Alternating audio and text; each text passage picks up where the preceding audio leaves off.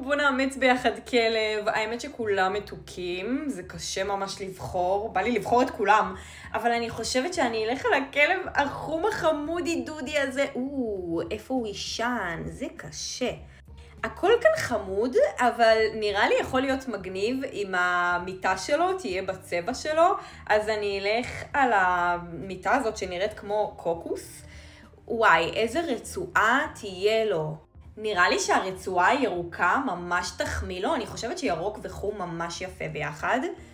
איזה משחק הוא הכי אוהב לשחק איתו? וואי, אין לי מושג, נראה לי הוא יאהב הכל, אבל זה נראה משחק שיהיה לי ממש כיף לשחק איתו.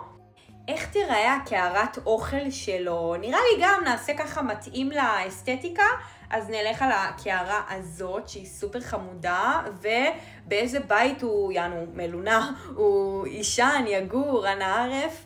נראה לי שאני אבחר בבית החמוד הזה, הוא גם כזה מתאים לאסתטיקה. תגידו לי אם אהבתם את האופציות שלי, אם יש כאן משהו שהייתם משנים, או אולי בול כמוני. וכן, וואי, איך בא לי לאמץ כלב כבר.